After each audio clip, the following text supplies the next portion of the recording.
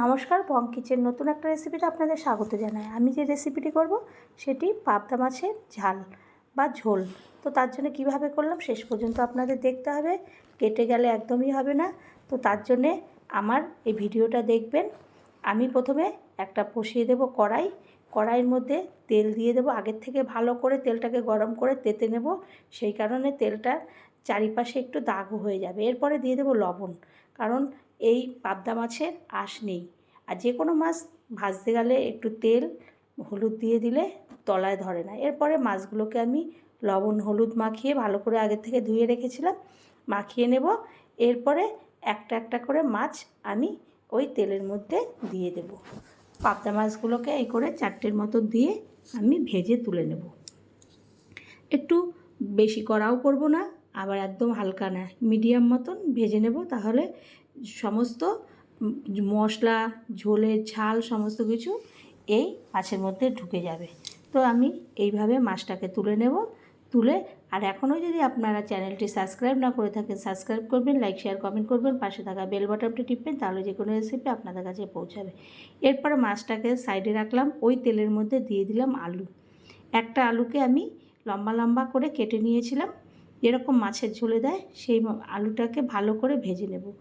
একটু লালচে করে ভেজে নেব, অনেকটা পরিমাণে ভাজবো, তাহলে ঝোলে দিলে তাড়াতাড়ি সিদ্ধ হয়ে যাবে। এরপরে একটা বাটির মধ্যে আমি এই আলুটাকে তুলে নেব। ভাজা হয়ে গেলে একটু লাল লাল করেই ভেজে নেব। এরপরে আলুটাকে ভাজা হয়ে গেলে একটা সাইড করে আমি রেখে দেব। এইভাবে সাইড করে রেখে দিয়ে ওই তেলের মধ্যে আমি দিয়ে দেব প্রায় 10-12টার মতো বড়ি। বড়িটাকেও একদম আঁচটাকে হাই করে দেব, দিয়ে গ্যাসটাকে তারপরে ভেজে নেব। যদি কম আঁচে করি তাহলে বড়ির মধ্যে তেলটা চুষে নেবে। এরপরে বড়িগুলোকেও আমি একটা প্লেটের মধ্যে তুলে নেব, যেই প্লেটে ছিল সেই প্লেটের মধ্যে তুলে নেব। এরপরে ওই তেলের মধ্যে দিয়ে দেব কালো জিরা ফোড়ন, আর দিয়ে দেব হলুদের গুঁড়ো, লঙ্কার গুঁড়ো আর জিরের গুঁড়ো। এরপরে ওই মশলাগুলোকে তেলের সঙ্গে ভালো করে কষিয়ে নেব। যখন মশলার তেল আলাদা হবে তখন 4-5টা কাঁচা লঙ্কা চিড়ে দেব। ওইটাও যখন তেলের সঙ্গে একটু ভালো করে মিশে যাবে তখন ওর মধ্যে যে আলুটা ছিল আলুটাকে ভালো করে দিয়ে কষাতে থাকবো। যেহেতু মশলাটার কাঁচা গন্ধ দূর হয়ে গেছে, কষে গেছে, এরপরে দিয়ে দেব একটা টমেটোকে 4 ভাগ করে দিয়েছি। তারপরে মশলার বাটি ধোয়া জল দিয়ে আমি ঢাকনা দিয়ে ঢেকে দেব। ঢাকনাটাকে তুলে তারপরে দেখব যে আলু আর টমেটোটা সিদ্ধ হয়েছে কিনা। যখন দেখব আলু টমেটোটা সিদ্ধ হয়ে গেছে, আলুটা ভাজার সময় প্রায় অর্ধেকটা সিদ্ধ মতন হয়ে গেছিলো, তখন আমি ওর মধ্যে মাছগুলোকে একে একে দিয়ে দেব। তো আর তার আগে দিয়ে দেব বড়িটা, কারণ বড়িটা দিলে বড়িটাকে একটু ভেতরে ঝোল মশলা ঢুকবে, সেই কারণে ওটা আগে দিলাম, আর মাছটাকে পরে দিলাম। মাছটা অল্পতেই সুন্দরভাবে মশলা ঢুকে যাবে, এপিট উপিট করে উল্টে পাল্টে আমি দিয়ে দেব। তো এইরকম একটা মাছের ঝোল থাকলে আপনি পুরো ভাত, গরম ভাত এটা দিয়েই খেয়ে নিতে পারবেন, কিংবা রুটি পরোটা দিয়েও খেতে পারবেন।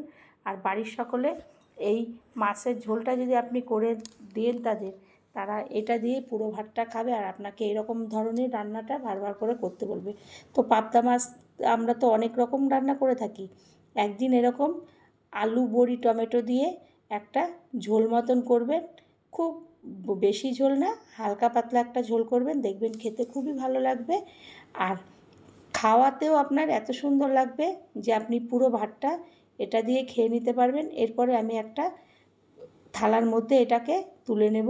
মাছ, টমেটো, আলু সমস্ত কটা তুলে এর মধ্যে নিয়ে নেব। যদি ভালো লাগলে আবার কোনো রেসিপি